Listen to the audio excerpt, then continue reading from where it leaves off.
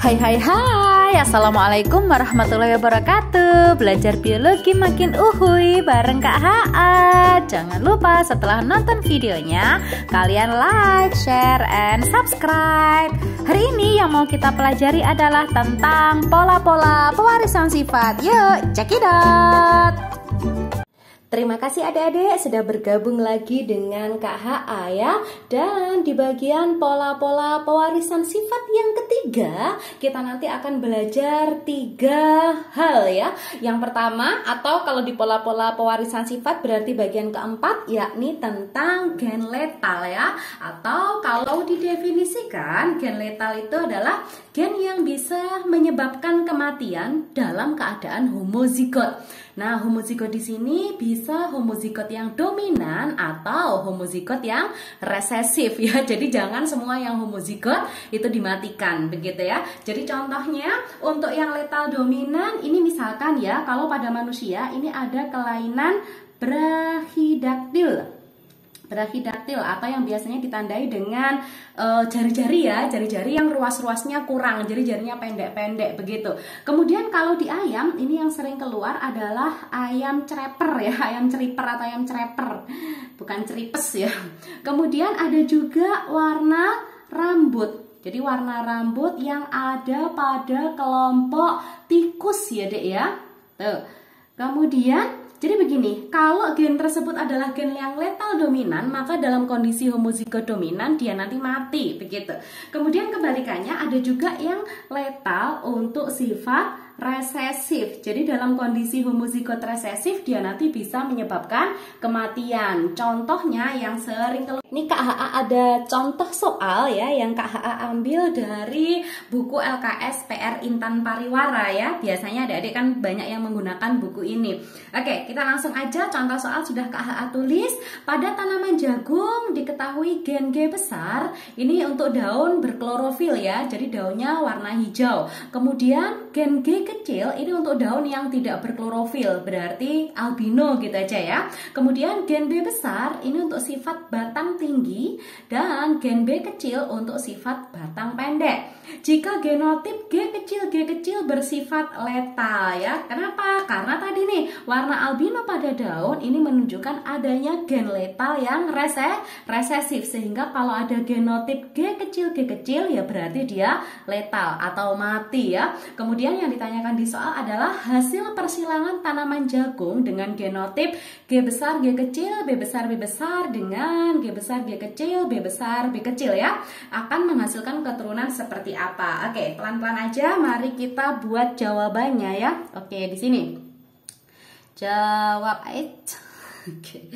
Jawabnya di sini kita mulai dari, kita cari dulu deh parentalnya. Kebetulan sudah langsung ada keterangan untuk genotipnya ya, jadi lebih mudah. Oke, parental yang diketahui di soal adalah G heterozigot, kemudian B-nya dominan homozigot ya, atau biar gampang ngomongnya G besar G kecil B besar B besar gitu ya. Kemudian dia dikawinkan dengan G heterozigot juga, berarti G besar G kecil, dan B juga heterozigot, B besar B kecil. Oke, adik-adik banyak cara yang bisa kalian lakukan untuk mencari genotip dan fenotip anak ya. Cuman yang Kak HA sering gunakan adalah kita pakai metode garbu, jadi cukup dipanah-panah aja, lebih gampang ya. Kita silangkan satu persatu dari genotip G dulu ya. Jadi di sini kebetulan G-nya sama-sama heterozigot. Sebenarnya kalau sudah seperti ini gampang deh, kita tinggal pakai satuan atau perbandingan 1:2:1 ya. Tapi Kak HA ceritakan dulu deh dari mana asal usulnya. Jadi G besar kalau disilangkan dengan G besar berarti kita akan mendapatkan genotip G besar G besar. Kemudian kalau G besar kita silangkan dengan G kecil, maka kita akan mendapatkan genotip G besar G kecil, begitu ya. Terus mana lagi yang belum kita silangkan? Di sini ya, G kecil kita silangkan dengan G besar.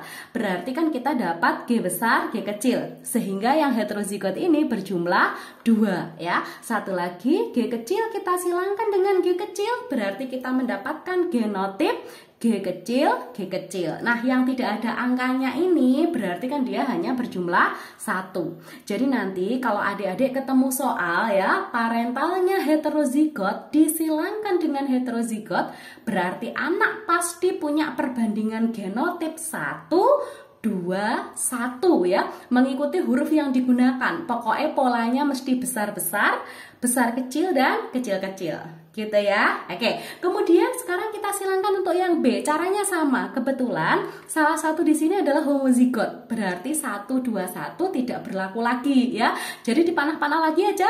B besar disilangkan dengan B besar. Berarti kita mendapatkan genotip B besar, B besar. Kemudian satu lagi, ada B besar disilangkan dengan B kecil. Berarti kita nanti akan mendapatkan genotip B besar, B kecil. Loh kak, kok cuma 1 yang disilangkan? Iya, karena dia homozigot. Toh disilangkan sekali atau 2 kali hasilnya akan sama. Gitu ya dek ya. Kalau yang atas sudah ketemu, nanti yang bawah sama semua. Terus enaknya lagi kalau pakai cara ini adalah genotip yang sama itu tidak akan ditulis 2 kali ya, karena sudah ada koefisiennya begini. Jadi kalau misalkan soal itu menanyakan perbandingan genotip itu akan lebih mudah ya. Idealnya kalian nanti harus menata genotipnya seperti apa, tinggal gabungkan aja ya. Jangan lupa ditulis dulu angkanya biar nggak keliru. 1, 1 berarti 2, 2, 1, 1. Ingat ya dek, yang tidak ada angkanya berarti dia senilai dengan 1. Ya udah digabung aja, berarti nanti ada G besar, G besar, B besar, B besar, G besar, G besar, B besar, B kecil. Demikian pula seterusnya sampai paling bawah ya.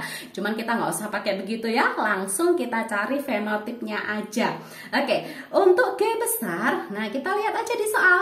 G besar tadi berlaku untuk daun yang berklorofil. Oke, berarti kalau berklorofil maka daun tersebut akan berwarna hijau ya. Kemudian B besar itu berlaku untuk mana? Nah ini, B besar berlaku untuk batang tinggi, jadi hijau dan tinggi. Kemudian bawahnya ada G besar, oh masih hijau. B besar, oh masih tinggi. Beri tanda seperti ini aja ya. Oke, kemudian di sini ada G besar lagi, oh hijau. B besar, tinggi. Demikian pula dengan di sini ada G besar dan B besar ya, karena memang mereka bersifat dominan. Sedangkan ingat, kalau ada G kecil dia tadi bersifat letal. Jadi kalau letal itu nggak usah diberi keterangan fenotip ya. Kenapa? Karena ya tadi dia letal. Ingat, letal itu mati. Jadi buru-buru ngasih fenotip ya, dia hidup aja kagak gitu. Jadi kalau misalkan ditanya bagaimana keturunan yang dihasilkan, ya ini 100% ya. 100% keturunannya adalah tanaman jagung yang berdaun hijau, berbatang tinggi. Gitu ya, mudah sekali ya. Oke. Pola pewarisan sifat berikutnya adalah tentang gagal berpisah ya dek, atau non-disjunction. Jadi gagal berpisah ini biasanya terjadi ketika anafase meiosis. Bisa di meiosis 1 maupun meiosis 2. Hanya saja kalau ketemu soal yang paling sering muncul nanti terjadi ketika anafase 1 ya. Jadi ketika anafase meiosis ini ada kromosom, atau kalau di meiosis 1 berarti berupa kromosom homolog ya. Mereka ini mengalami gagal berpisah menuju ke dua kutub yang berlawanan. Jadi misal kalau di sini kita pakai contoh sel yang punya 8 kromosom, ketika ada anafase 1 seharusnya 4 kromosom ke kutub atas, 4 kromosom ke kutub bawah, ya kan? Tapi karena ada gagal berpisah, berarti ada sebagian kromosom itu yang hanya menuju ke salah satu kutub. Jadi contoh nih, kalau KHA menggambarkan misalkan di sini yang ke kutub atas itu hanya 3 kromosom, sedangkan yang ke kutub bawah sampai ada 5 kromosom. Berarti yang di bagian atas ini kan dia kehilangan 1 kromosom ya. Nanti kalau misalkan sampai terbentuk gamet yang seharusnya N atau haploid, dia akan kehilangan 1 kromosom. Jadi gametnya menjadi N-1. Nah, gamet yang kehilangan 1 kromosom ini biasanya dikenal dengan istilah delesi. Ya, sedangkan kebalikannya yang di sini berarti gametnya mendapatkan tambahan 1 kromosom. Nah, yang mendapatkan tambahan ini biasanya dikenal dengan dia mengalami duplikasi gitu ya, kebalikannya. Jadi ada yang mengalami duplikasi, ada yang mengalami delesi begitu. Terus kalau misalkan diterapkan nih di pola-pola pembentukan gamet ya. Contoh, kita pakai contoh untuk ovum aja. Contoh, kita bandingkan kalau misalkan ada ovum yang normal ya. Ovum normal, kita pakai manusia, berarti ovum normal itu kan kariotipnya selalu 22A plus X gitu ya. Jadi dia punya 22 buah autosom dan sebuah gonosom X. Kemudian kalau ovum ini mengalami gagal berpisah, berarti saya tulis dengan ovum hasil NDJ ya. NDJ itu singkatan dari non disjunction. Oke, saya tulis di sini. Maka non disjunctionnya nanti tergantung di mana dia lokasinya. Jadi non disjunction ini, bisa terjadi baik pada autosom maupun pada gonosom. Andai kata terjadi pada autosom, kemudian ovum tersebut mengalami delesi, berarti dia kehilangan satu autosom. Yang seharusnya autosomnya ada 22, sekarang menjadi 21. Jadi ditulis dengan 21A plus X. Ini kalau kena delesi. Kebalikannya, kalau dia sampai kena duplikasi di autosom, berarti jumlah autosomnya bertambah 1, sehingga menjadi 23A plus X. Seperti itu ya. Kemudian si gagal berpisah ini juga bisa terjadi pada gonosom. Gonosom atau kromosom kelamin. Sama peluangnya, nanti bisa aja terjadi delesi maupun duplikasi. Andai kata terjadi delesi pada gonosom, berarti nanti kariotip ya pada gamet atau ovum itu menjadi 22A plus 0 ya. Ini bukan O ya dek, 0. Artinya dia nggak punya gonosom. Nah, andai kata kromosom ini nanti dibuahi oleh kromosom ya. Andai kata ovum ini berhasil dibuahi oleh sperma X, berarti nanti anaknya akan menjadi 44A plus X0. Itu nanti kena sindrom Turner ya. Lebih lanjut kalian nanti belajar di bagian mutasi ya dek ya. Kemudian kalau misalkan dia mengalami duplikasi, berarti gonosomnya itu akan bertambah 1 sehingga menjadi 22A plus XX ya. Jadi gonosom di bagian selnya itu tidak berpisah atau istilahnya mengalami gagal berpisah. Mudah bukan? Ya, oke. Bagian akhir ya dari pola-pola pewarisan sifat yang kita bahas ya adalah tentang pautan seks. Kalau di part pertama kalian sudah pernah belajar tentang pautan gen, sekarang pautan seks. Kalau pautan gen itu terpaut dengan gen yang lain. Berarti untuk pautan seks ya udah gampang aja. Pautan seks ini diartikan dengan gen yang terpaut pada kromosom seks ya. Dan ini nanti bergantung pada determinasi seks pada setiap makhluk hidup.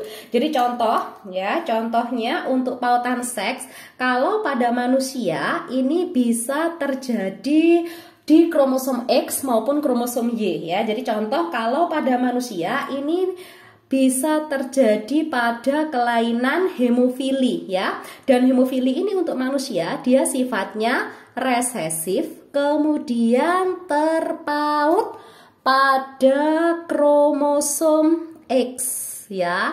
Jadi nanti genotip-genotip yang mungkin muncul pada kelainan hemofili ini bisa jadi XH besar ya. Jadi ini karakter khas dari pautan seks. Ada gen yang melekat di kromosom seks.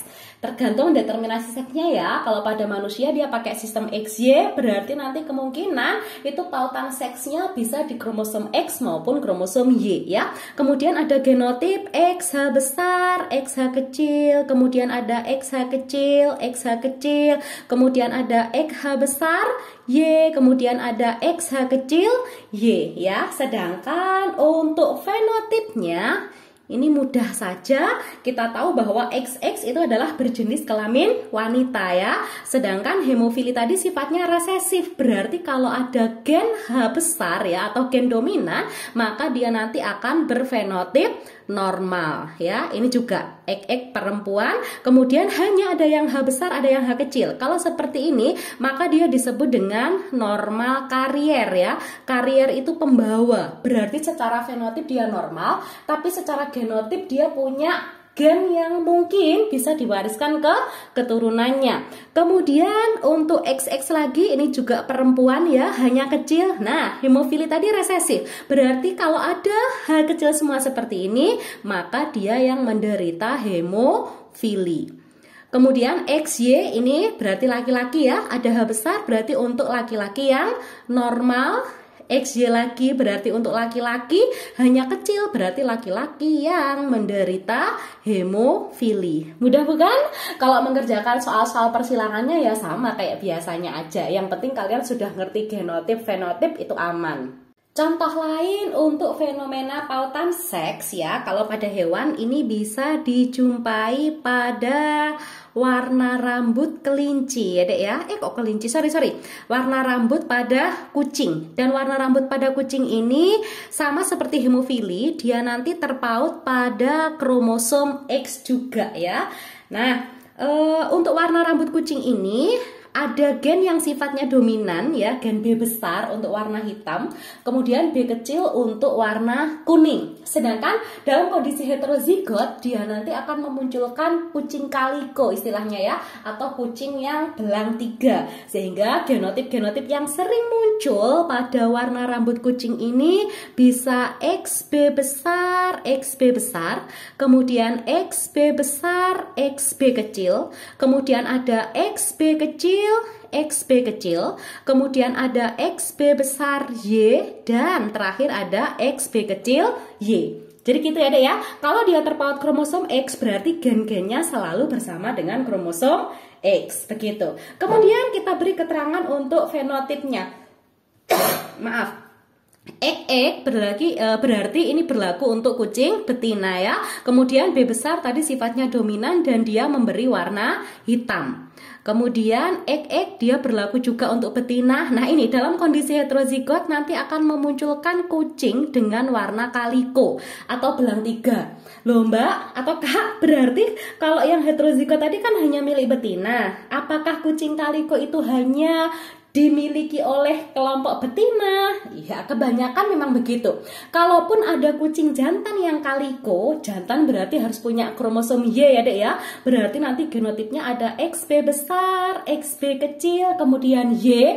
Berarti itu berlaku kalau misalkan ada induk yang mengalami gagal berpisah. Jadi pada saat pembentukan gamet itu kemungkinan ada fenomena gagal berpisah. Jadi jantan kaliko genotipnya adalah XB besar, XB kecil, Y ya. Ini untuk genotip kucing jantan kaliko. Nah ini jumlah gametnya kan nggak normal ya, bertambah ya. Berarti kalau bertambah itu mesti disebabkan oleh gagal berpisah tadi. Kemudian berikutnya XX ini masih kucing betina, kemudian B-nya B kecil berarti dia berwarna kuning. Udah tinggal ngikutin aja, XY berarti dia jantan, kemudian B besar berarti dia hitam gitu ya. Terus XY-nya dia juga jantan, B-nya kecil berarti untuk warna kuning. Gitu ya, gampang ya dek ya. Oke.